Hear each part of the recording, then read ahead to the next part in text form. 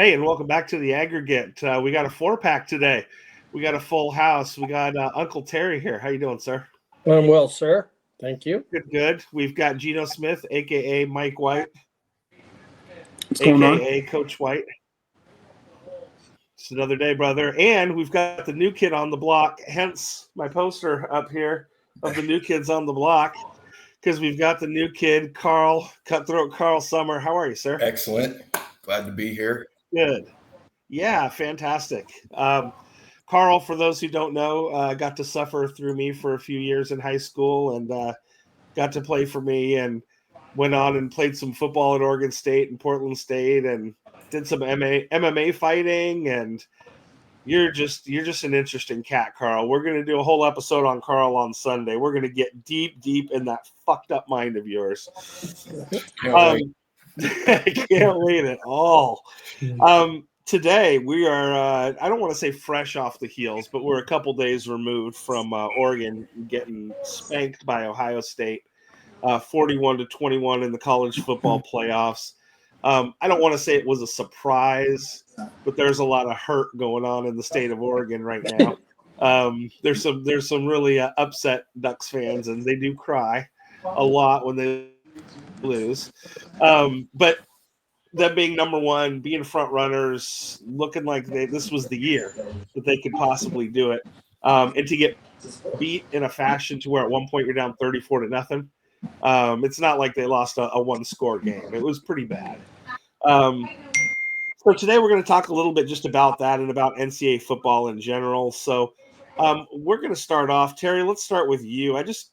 Do you think the seeding was correct? Oregon was a 1 seed. Ohio State was an 8 seed because they lost a couple games, but they lost to Oregon by 1. They lost to Michigan by 3. Those are very losable games to anybody. What do you think about that 1 and 8 seeding? Oregon catching Ohio State in the first round. I think. Well, this is the first year that these guys have had to deal with this seeding and everything. I think it'll be different next year. I don't know how much of play the regular season schedule plays into that and I don't know, but Boise State had a week off. I don't know what their schedule was like, but like you said, Ohio State had 2 losses with a pretty tough schedule by a total of 4 points. Okay. I think they'll take a look at it again. I've heard a lot of people chattering about how messed up the seeding was and everything, but they even said that even before it started. So, I mean, I think Georgia had a bye as well. So they'll take a look at it. It's the first year, but you got to play somebody tough to get to the finals. I mean, you're going to play somebody. So, and they played Ohio State once, earlier in the year, so they should have had enough film on them to get, boat race like that is kind of like, no. So, but yeah, I'm not a fan of teams sitting for 24, 25, 28 days. Not just this, but every year, even years ago, the games are pretty crappy. Both teams always look sluggish. They always, took at least a half to get going. So I'm just not a fan of someone sitting around for 3 or 4 weeks to play somebody who just played 10 days ago. So. But that's a great point that it's new. It's new to everybody. This 12-team playoff is brand new this year. So, Mike, this is your account. You're a big Ducks guy. How you feeling today? I know I did call you the day after to make sure that you stayed away from ledges and ropes and sharp objects and everything like that. So, what do you think about this? At first, I was kind of like, oh, it's a seeding, whatever, and kind of piggyback what Terry said, like, having that much time off, I was really concerned going into, to those bye weeks. Like, that's just too much time, especially when you're like kind of surgical with how you play. Like Oregon, they're just like bing, bing, bing, But then I'm thinking at the same time, it's like, you know what? It's an excuse. You just got to play the games. It hurts to lose that, but you got to play. You got to play someone, like Terry said. And if you get in the Big Ten and you flex your muscles, I mean, you got to be able to beat Ohio State in the first game of the playoffs. I mean, for you, that's how I feel. Like, you got to be ready. I put that on Dan Lanning. As good of a coach as he is, I feel like the team just wasn't prepared for that. Even it's tough to be prepared having that much time off, but they just looked like they didn't even show up. They were like zombies, just kind of like drooling out there. Like it was terrible. And then what's his number 4? The receiver just made us look like clowns out there. That was ridiculous. He's a video game. He's unreal. He could play in the NFL right now, and he's like 19. It's crazy. So yeah, I read somewhere he's the size of Terrell Owens when he was playing. Well, he's the the size of Terrell Owens, and they had one other player they compared him to. I forgot who it was. But he's like 10 pounds lighter, I think, than Terrell Owens. But still, back to my original point is like at first it hurt, and I was like making excuses like after the loss and like, that's too much time off. Why did they seed Oregon the way they did, where they have to play Ohio State and Texas? But I'm like, you know what? Like, go win the games, man. Like, you're in the playoffs. Just go win the games. So I just don't think they're prepared for that. And you know what? It shows how new they are to just being kind of in this big spotlight. I mean, they've always kind of been in the spotlight, but being in the conversation as a team that should and is supposed to win it, you know what I'm saying? This is kind of unfamiliar territory for them. So it's a learning experience all the way around. And I expect them to be better next year. They have a softer schedule next year than they did this year, which is crazy. Their transfer portal is looking red hot right now. I think they're actually going to have a better season next year than they did this year. They'll probably drop one game, but I think in the playoffs they're going to be ready to go. I don't think Dan Lanning's going to let this one burn him again. Yeah, no, I think that's a good point. And with, we're going to touch on some NIL stuff here. And with Uncle Phil just making it rain with NIL, I think they have the possibility to bring in a lot of great players. And right, transfer portal is always going to be good for the Ducks with Nike right around the corner. And, just being in, the Ducks are a brand, right? They're not a team. They're a brand. So Carl, Oregon State guy, are you smiling on the inside when you watch him get waxed like this? What's the feeling? What's your take on all this? Yeah, I mean, look, I would like to see Oregon do well. I mean, you got to put on for the pack, right? To me, It's still the pack, right? I was rooting for Arizona State. I was rooting for Oregon. That being said, I thought for sure after watching Ohio State in the first round that they were going to win the game. They looked fast. Play calling was good. They just executed well. And, to go back to Terry's point of having 28 days off, it's tough, right? Like you take that amount of time away from the game, it's tough. And prep work, like who are you preparing for in that time? Or do you know Ohio State's going to win? Or you mixing in the possible other opponents? What are you doing, right? So to answer the original question, I think the seeding actually was correct. Ohio State lost to what was Michigan? 8-5, 7-5. Mm-hmm. Yeah, they weren't great this year. 7th in the Big Ten. So, yeah, I mean, I think the seeding was correct. My only maybe seeding error would be the Boise State one, but that's a tough one to argue, based off records. So, yeah, I mean, I wish Oregon would have done a little bit better, or at least make it more competitive. They defensively, they looked lost out there. They weren't getting pressure on the quarterback. They let a true freshman, that number 4 kid, went off on him, and he called it the day before the game. He let everybody know, hey, I didn't play in the first one. Just want to remind you guys. So, yeah, I think seeding's right. I think to go on Geno Smith's point there, you've got to be ready to win the big game. So, your number was called. That's who your opponent was, and you didn't show up and win it. So back to the drawing board for next year. Yeah, I think so. And we talked about this game before it started, and I thought when I watched the first game with Ohio State, I was like, boy, I mean, with some clock management, they tied that game up. It just got kind of fucked up at the end. So, and they were good, and Smith didn't play, like you said, and like Smith said, he called it. And those two teams they're fist fighters, right? Like they're both big dogs. They're going to go after it. Mike said it too. When you're a timing team and a precision team like Oregon, having that much time off does hurt you. You saw how long it took him to get going in once the season started. It was like a slow roll, so like that kind of restarted the engine on that too. So they had to reacclimate with all their timing and all that stuff. The other thing I was going to say real quick was, holy crap! Pulling for Arizona State, I watched that game.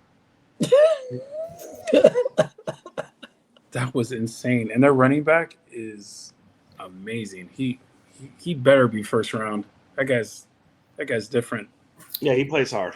And one thing, Jeremy, when Doug and I were watching it together, we both agreed. I think Ryan Day's coaching for his job. Yeah. Oh, yeah. And he can't beat Michigan. And so the next thing, if you can't beat Michigan, you better bring a damn title. And so you could tell, he was dialed in. I'm sure his staff, was dialed in. They felt the pressure. And I think 100% Ryan Day was coaching for his job. I don't think they could have. Oregon didn't want it enough. It was the other thing. And two, they have somewhere to go once the game's over if they lose. If Ryan Day loses and Michigan, like that whole roster, the coaches, they don't have the keys. The locks have been changed. Like, their bags are at the door. They don't have a home to go to if they. But do you think he still has to beat Texas? I think if he loses to Texas, I think it's win for him. It's win or go home, because he's got a pretty talented team. And I was on a thread on social media, and Ducks suck and blah blah. And I go, they're 13 and 1 now. I grew up where they won 2 games a year. They had a shitty day. They had I'm not making an excuse. They had a shitty day. And they could have lost to Penn State. They gave up a lot of points to Penn State. They could have lost to Ohio State. But they were 13 and 0. They had a shitty day, a real shitty day, and now they're 13 and 1. But, if you're expected to go deep and you lose your first playoff game, then everybody's going, you suck. They don't suck. They're not. I don't think they're as good as they thought they were. So 13 and 1 isn't a bad year. It's heartbreaking for all the Ducks fans that they are toasting champagne, but something to work on. I mean, you can't suck and be 13 and 1. Right. Well, I've always said here and talking to you guys in real life, you give a coach a couple weeks, let alone 4 weeks to prepare for you. And we talked about Belichick on the last show.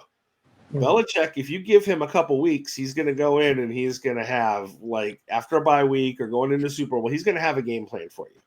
And I'll tell you what, Chip Kelly, who might be the best right now in college football, and we severely miss him. I texted Mike during the game, and I said, oh, boy, we miss Chip Kelly right now, like big time. You give Chip Kelly a month to prepare for you, and I'm watching the game, and I'm just watching them slice and dice. And again, we saw the highlight earlier when I clipped it up from YouTube here. They run their Z on fly motion a couple times to the left, and they run counter back to the right. As soon as Oregon starts going into the counter, they fake the counter and they flip it to the Z, and it's Smith in motion, and you've got 3-on-2. And I looked at that one play early on in the game, and I went, oh no, like Chip Kelly has got you in a corner with a billy club and is just going to kill you. And so it was literally just early in that game for me. And I was like, it's over. There's no way. He's got them dialed in. What took him so long? He couldn't beat Michigan. Like, he didn't want to throw the ball, just want to run, be balanced. And then all of a sudden, like now, which I agree, he did a great job against Oregon. And then also to that point, you give a coach that much time to prepare. What's up with Oregon? They had like 3 weeks. Well, and again, that's the story, and that's where we kind of go to here. And Mike, you and I talked during the season, and I told you that I am not a big fan of Oregon's coaching staff. I've been saying that all year, that I didn't think they scored enough points against bad people. Yeah. I thought that they have a defensive coordinator coach, which great. The defense looked good early, but Terry made a point. They played Penn State early, right? And they gave up 30-some points to them, I believe. 38. And yeah, so they gave up points to some people I thought they shouldn't have. They weren't scoring like I thought they should have. And I just thought their identity, which does roll down from your coach, your identity, it wasn't as explosive. Their quarterback had great numbers, fantastic, but I also think they have a running back that's pretty fucking good, who maybe needs to see the ball a little bit more. Although, Jeremy, they did give up 38 points, but Penn State's in the semifinals, so at least they're still playing. I mean, Penn State's no pushover. It's the eye test, and I think I've watched enough football and broken down enough film to, like, I watch these teams and I go, Boise State, okay, why are you there? Arizona State, why are you there? Like I said, to me, it's great. I love the 12-team playoff. I think that, like you said, they will get it right. But I think anybody going in here said there's really 4 teams. It's Texas, Georgia, Ohio State, and Oregon that are really, truly. I don't think Penn State's going to be there in the end. Like I said, I just wasn't impressed with Oregon all year. And so, and I don't know, I'll let you guys talk about it, and we'll start with Mike, because you and I have talked about this a bunch. Coaching wise, what do you think coaching staff does Oregon have the coaches to get over the hump? I think their offense was good, not great, and Oregon's known for flashy offense, not necessarily defense. So it'd be nice to ramp that up. I feel like they have all the tools. They have probably, in my opinion, the best tight end in the Big Ten. People call him the second best. Tez Johnson is amazing. Dylan Gabriel's amazing. I mean, he has all the tools he needs. Offensive line is solid. So that kind of puts me kind of who's at fault for a lackluster offense that's not just dumping on bad teams. And that's probably the coaching staff, which is crazy because sometimes it looks really good and sometimes it doesn't, So I think I think if our defense is stout like it's supposed to be, like it was earlier on, and we get, I don't know. I'm just kind of all over the place with it. I think probably a change at the offensive coordinator would be nice, but I mean, it's hard to argue when you're number one in the country for the longest out of any other team that was ranked number one this year, being the number one seed, winning the Big Ten. So it's kind of like us, at Milwaukee, we had one of the highest scoring offenses in the state of Oregon, and the AD's your offense is terrible.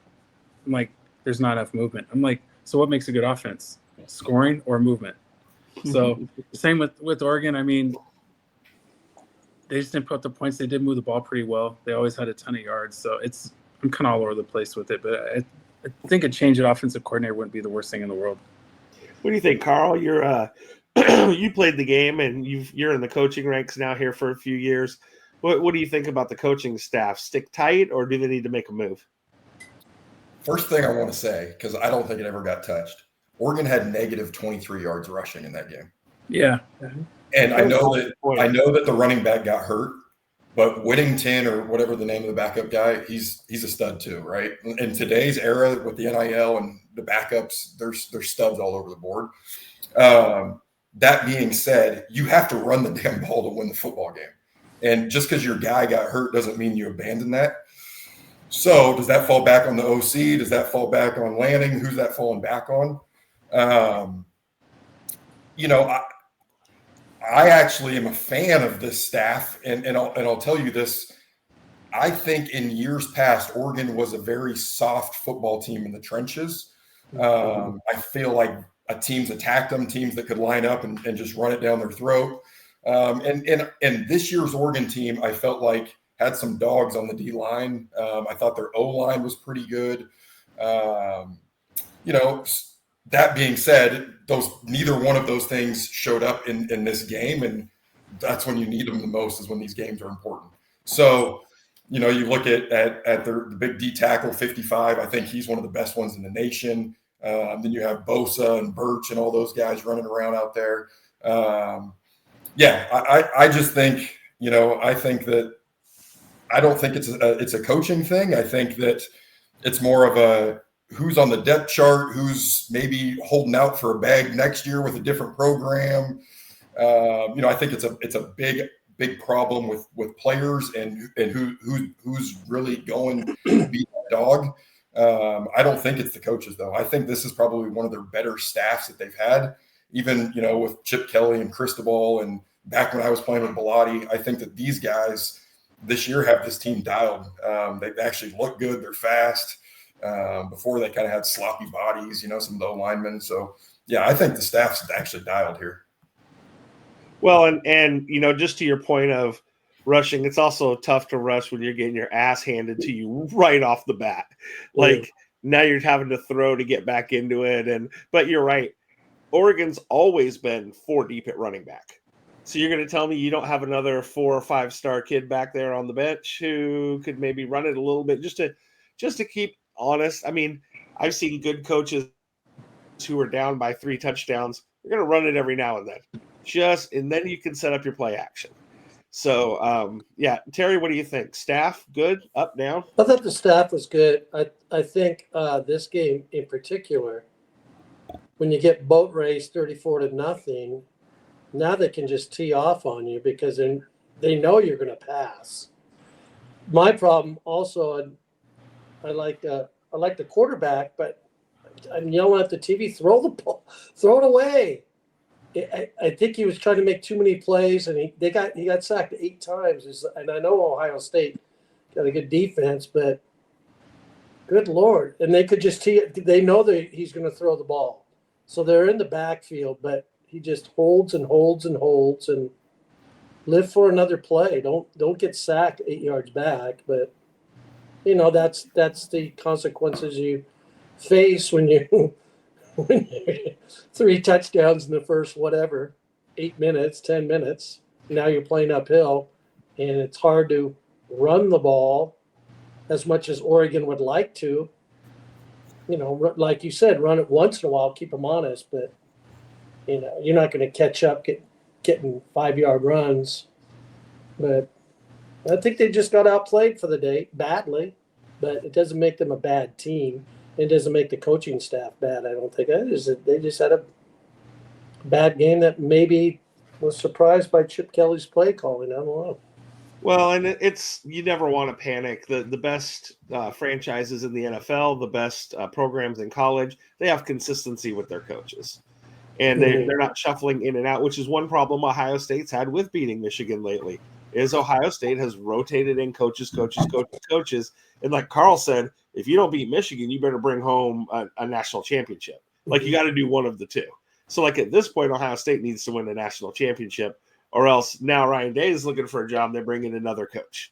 So let me ask you this, you guys. If he beats Texas and somehow loses to Notre Dame or Penn State, does he still keep his job? I don't know. Yes. I honestly think he still keeps his job if he loses to Texas. Yeah. Even though I said that earlier about not having a home to go to, it just means he's on a tight. He's on a hot seat. Yeah, he's unless Chip Kelly's in the background. right. I do not see him losing to Texas. No, I don't either. I actually was thinking that'd be a good matchup, especially because their defense is a little bit better. I was thinking that might be, I don't know. They lost.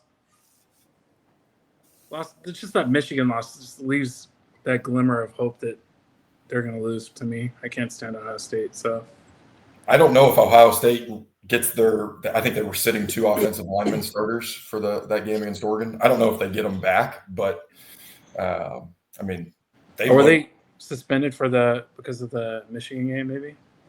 Oh yeah, I don't know. They could be. Was that huge fight afterwards? Yeah.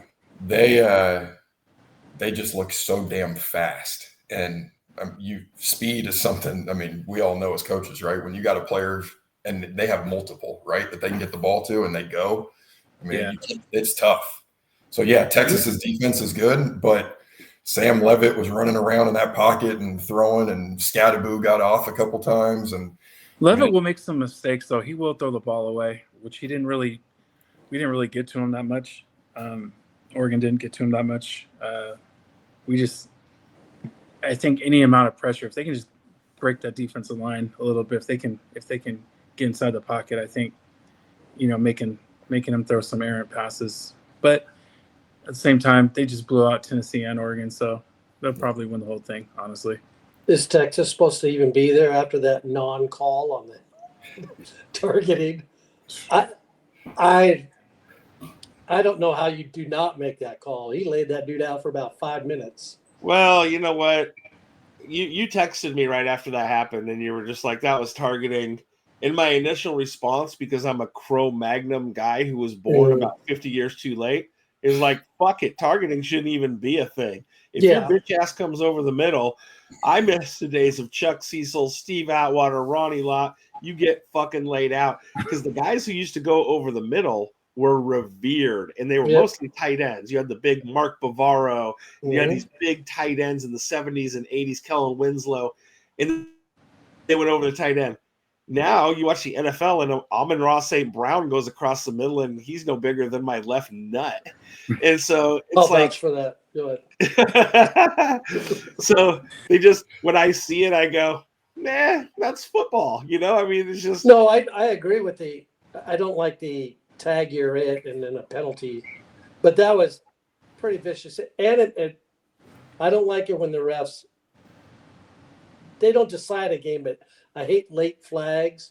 But let's say if it was, now they're in field goal. Texas, to me, Texas is a good team, but they just relax too much. They'll get up on you, and then they just got their swagger, and next thing you know, a couple touchdowns, and a lot of their games go much deeper into the game than they should.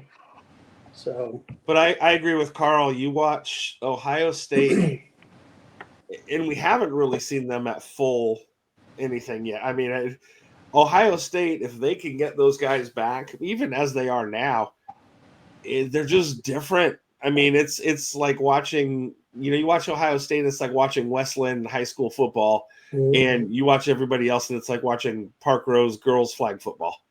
Like, it's just two different things. Yeah. And so, they're pretty good. We kind of mentioned, what Oregon, or we kind of talked about maybe what Oregon would need to do. One thing where they don't lack is NIL. NIL, it was known, Uncle Phil said unlimited NIL, right? He's just like, go get whoever you need to get, pay whoever you need to get. I'm going to start with Carl on this one because Carl missed out on the NIL train. By that much. I get just by a few years, man, really. I guess 15 or so years. But, the NIL right now is the Wild West. They're just paying people left and right and throwing money around left and right. And I think it'll be regulated at some point soon because right now it's kind of stupid how it is.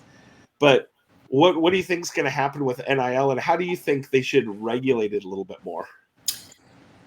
So, yes, I am very pissed off that I missed that bag because I think I would have had a few dollars. When I played, we all got our scholarship check was like $2,000 a month.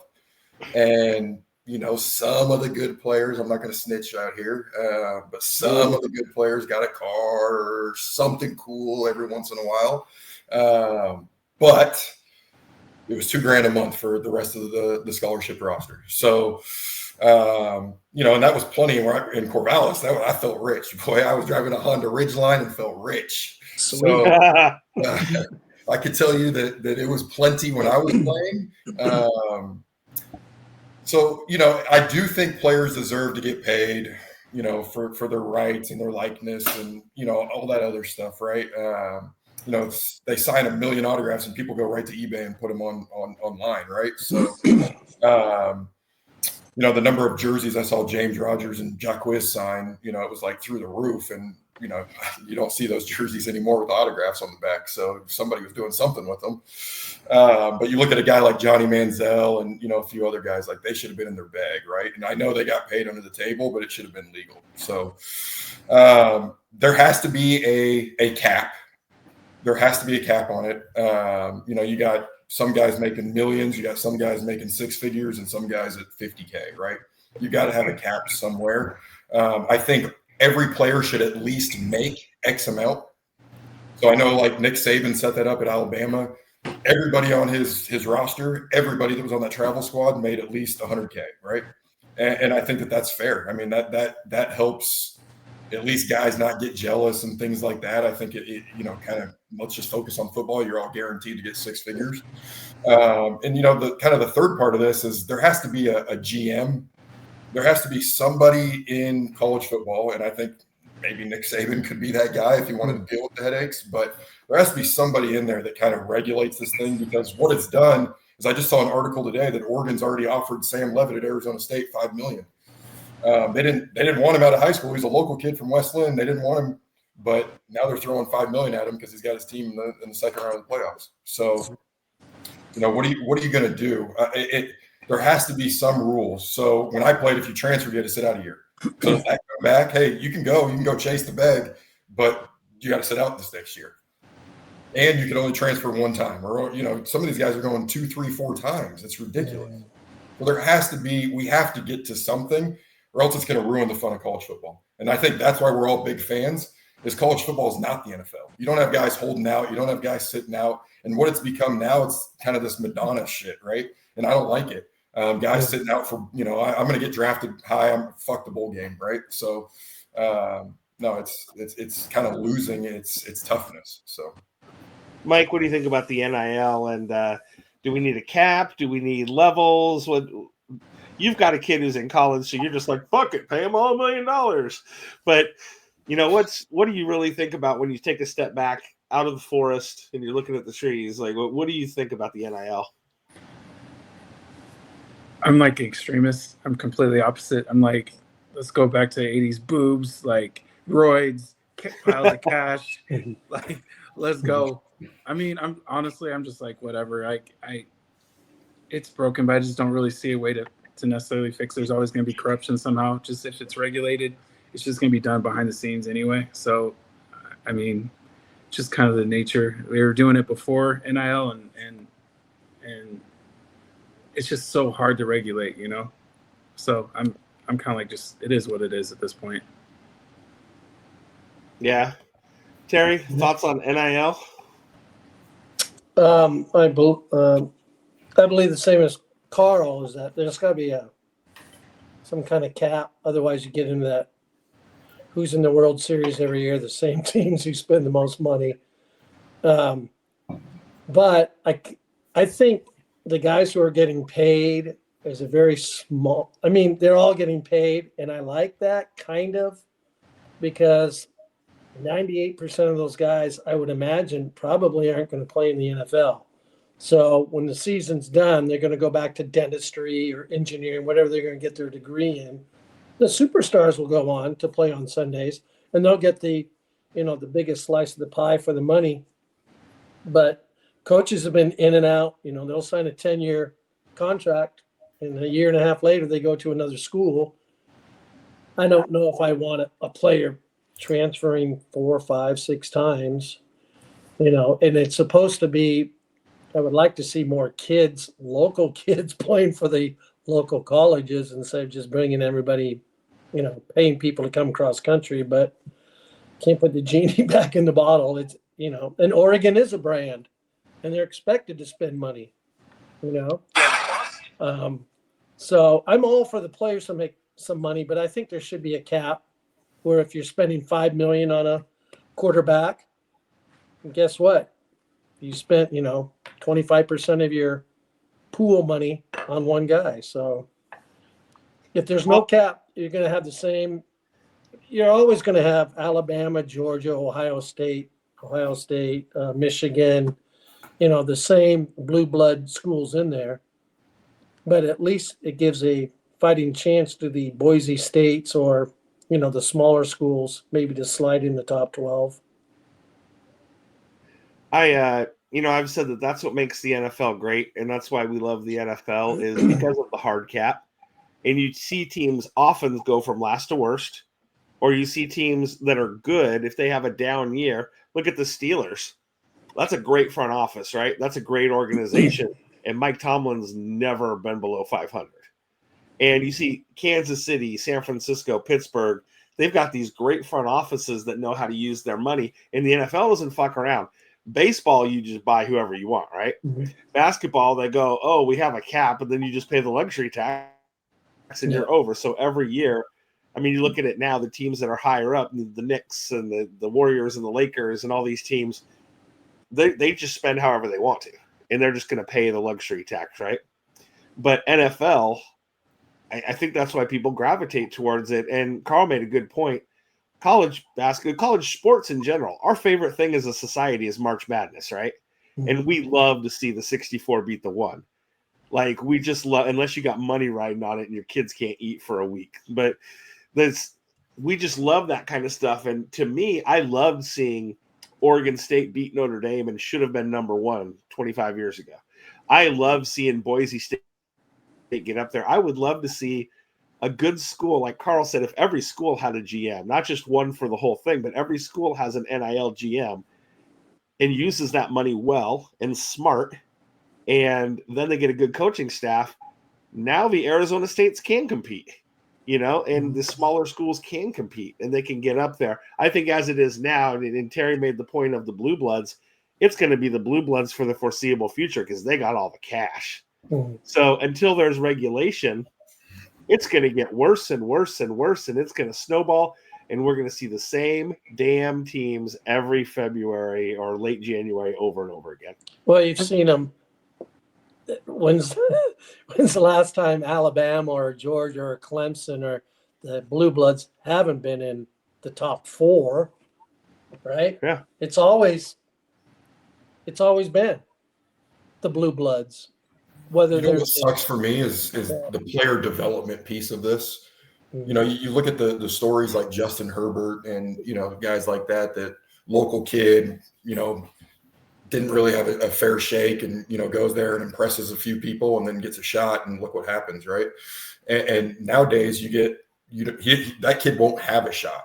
I look at the kid from Wilsonville that just signed at Oregon, and I'm like, man, is that really the right decision? Because they're going to go after another transfer. They're going to go after another transfer. They already got one from UCLA last year waiting, and are you even going to play? Like, are you going to have to send your scout team film out to Eastern Washington to get an offer next year?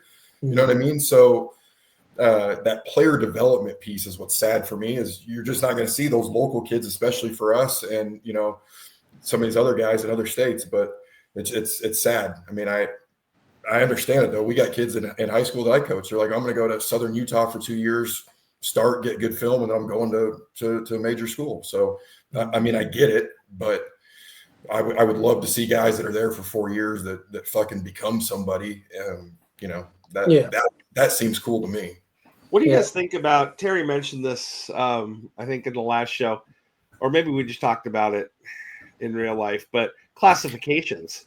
That's the other thing that you're asking now, is to go to classifications just like high school. So high school in Oregon, you got 6A, 5A, 4A all the way down. Some schools have up to like 8A or something. You go to like Florida, theirs is really whacked out. So I think if you don't have a cap, you need to start going to classifications. And I hate the everybody wins a trophy, let's get orange slices after the game. But at the same time, there's something to that, because you can't ask Portland State is a Division I school to compete with Georgia, right? But if there were classifications and they were the 3rd or 4th tier down, well, now maybe they're competing. They do some things. It's prestigious for the school. You get more donors from like alumni, things like that. It's just more revenue, because more championships is more revenue. And I look at when Oregon high school went from 4A to 6A, it really has had a great effect on schools and their pride, and especially being in a town with a 4A school, and kids will want to go play. Whereas before they were just like, fuck 4A, I'm going to go play for a 6A school, right? Yeah. And then they disappear into the wind and never become anything because they suck. Mm-hmm. But at 4A school, maybe they can compete and be pretty good, right? And then they can show their stuff. And like Carl said, get it on tape. And with Huddle nowadays and all the technology that there is, kids can show their stuff and get it out to every school. So if there's not an NIL regulation with like a salary cap, so to speak, then it's got to be divisions or classifications. And Terry said it earlier, it's their first year. They're figuring it out. Hopefully, something comes. What division is the, I was watching, was it North Dakota State or South Dakota State playing? What division is that? Those are all D1. Yeah, D1, but double A. Yeah, Oh, yeah. Yeah. So FCS. Yeah. you get a lot of these schools who can't even sniff getting in the final 12, and this is the final 12. You have to Before schedule. it was just 2, Yeah. and then they went to 4. They're never so. You have to schedule Rocket someone in Bear- preseason. What's that? They have to schedule someone in preseason to validate. Kind of like I think Boise State, even with the loss to Oregon, it validated them enough to get there. Because I mean, if they just win their conference outright with a soft non-conference schedule, I don't know if they get there. Yeah, but I mean, if you put like the big dogs here, and Montana State and whoever else, San Diego's tiers, and that will, that'll give them, like you said, a sense of pride, and the players get to play. And I mean, they're probably saying to themselves, "We can't play with those guys. We know it. Why does everybody else throw us in the same, bag with them? We're never going to get there. So let's play teams that are more, comparable to our talent." Yeah, they just need to break down the Division 1 into maybe a couple different tiers, and hopefully they play with it. The seeding is interesting. Again, looking at the brackets, we talked about if we thought the seeding was good. The 4 teams left are seeded 5, 6, 7, and 8. So 1, 2, 3, 4. Where are we at? Like, so I don't First know. round buys, Jeremy. Yep. Huh? First round buys. Aha! You're so smart. See, Mhm. and first round buys and rest versus rust. That whole conversation comes in. And again, these guys on the buffet circuit for a month that just come in and they're just not ready to play, right? Mm-mm. Don't get me wrong, I'm one for the buffet circuit, but not when you got a championship to win. You go home. Yeah, it'll be interesting to see what they do. And the last thing I was going to say that people have talked about, we're all on social media and we all talk sports a lot, is reseeding after every round. If you reseed after every round, and there also used to be when they did, again, the college football playoff used to not be great, but they did have a couple of rules that were good. Like the first round, they didn't want to see conference matchups. The first round, they didn't want to see repeats. So they would have nixed Oregon and Ohio State right off the bat because they already played. They wouldn't have played Penn State. They would have played somebody who they hadn't played before.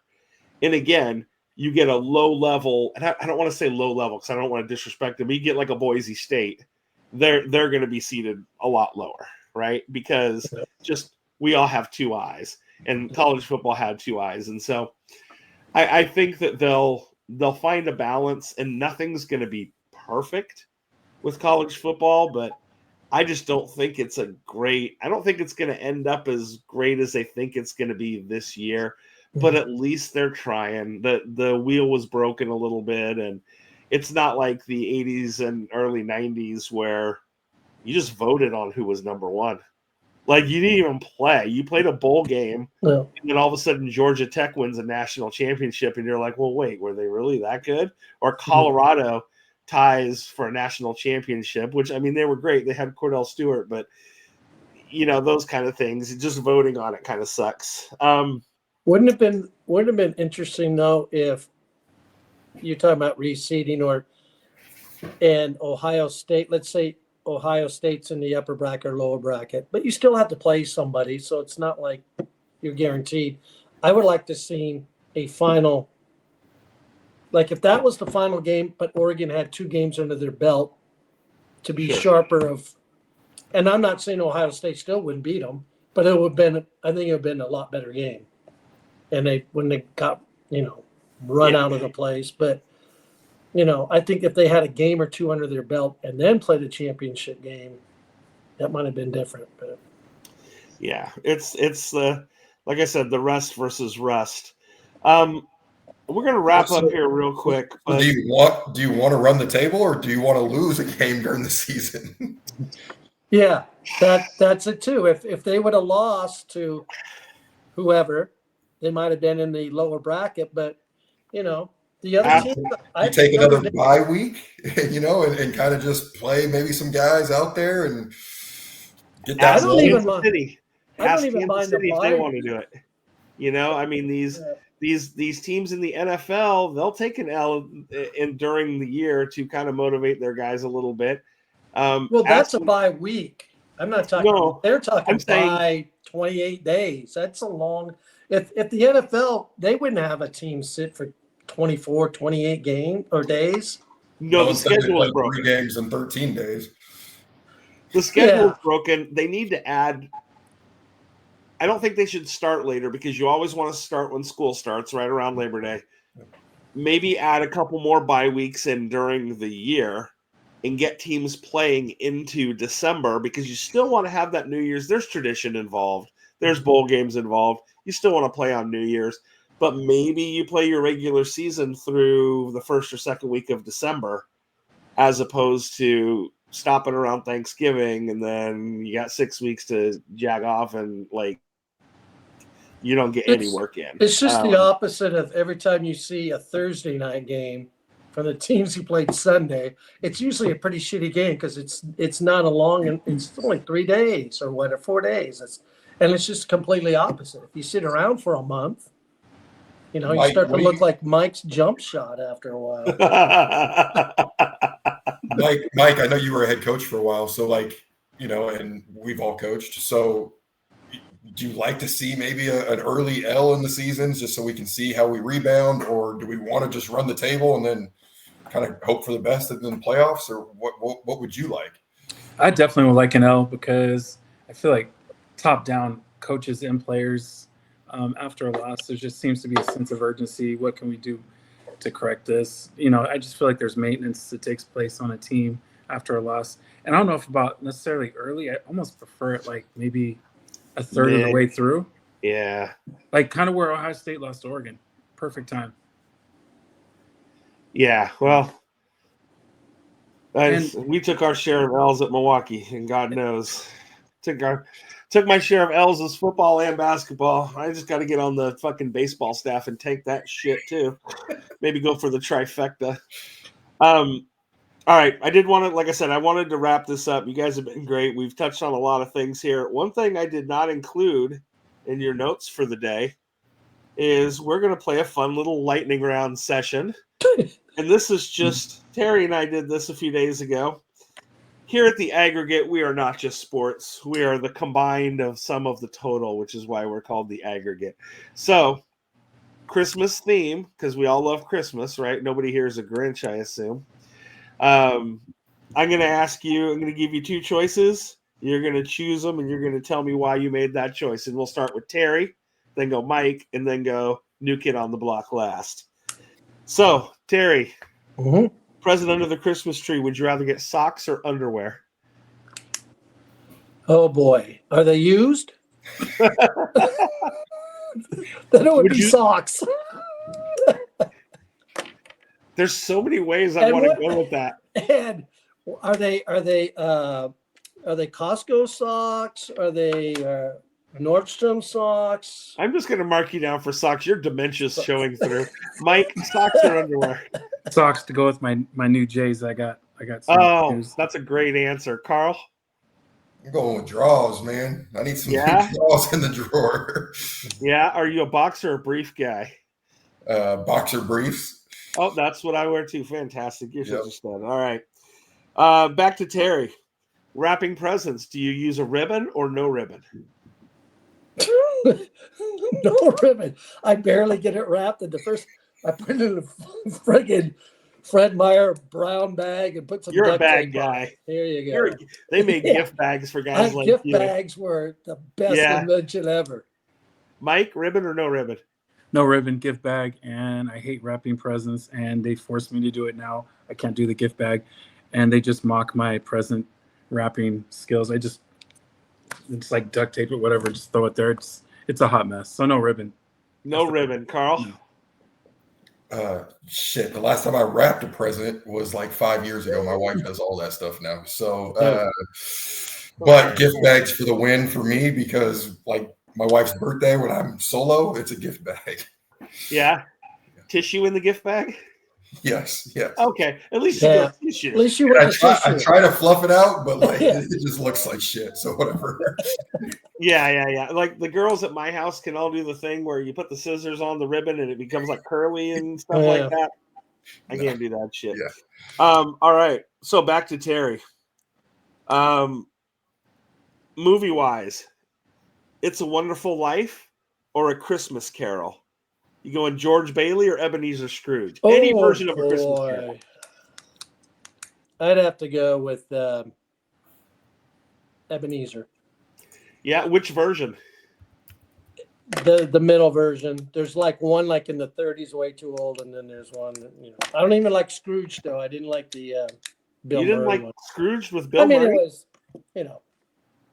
just Muppets like in Christmas the Carol? late 50s, 60s. That was pretty good. But I got although you. I didn't watch it this year, I did watch It's a Wonderful Life. So, and Jada was just bawling, fucking bawling. She'd never seen the end. I go, how do you not see the end? Yeah. Mike? Scrooged. Bill Scrooge. Murray. Okay, so you're going Christmas Carol and you're going Bill Murray. Yeah. Okay, Carl? Christmas Carol. Christmas Carol, and any particular version? Man, you guys are downplaying Jim Carrey as Scrooge in 09, but that's more. Oh, I don't know if I've seen that one.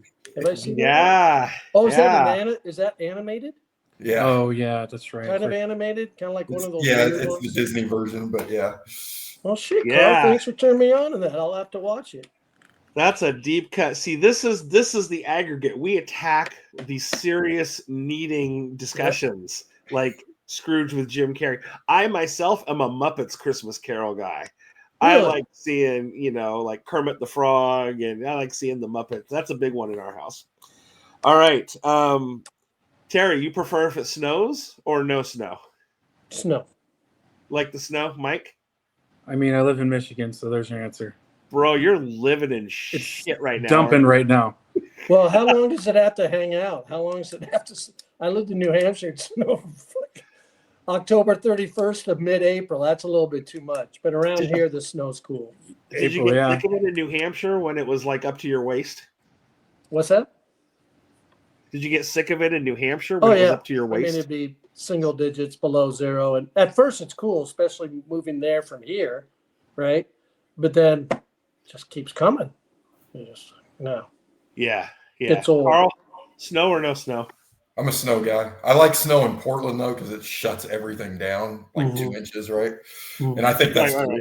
I like it. I think it's like cool. Like only the strong survive. Like who's the strongest in their cabin, right? So it's so Lord of the Flies when it snows, we're eating each other and making fire outside. When we had that big ice storm a few years ago, which ice is different than snow. I prefer snow, not ice. Yeah. We had that ice storm a few years ago, and like we lost power for 9 days or something. My wife got a hotel, and I was like, no, I got to stay at the house. Like, it's mine. I got to stay here and hunker down. It was fucking like 46 degrees. I was in fur jackets from Goodwill and shit. It was freezing. Oh, that's fantastic. Terry, decorations. Do you put them up, Christmas decorations, right up after Thanksgiving, or do you wait a couple weeks? This year was more than a couple weeks. Usually it's right after Thanksgiving. But I'm down to like 20% of what I have. I have tubs and tubs and tubs of stuff, and I'm going, that's too much. So right after Thanksgiving. Yeah. Mikey? This year, right after Halloween. Oh, shit. What? I know. What are you, a Nazi or what?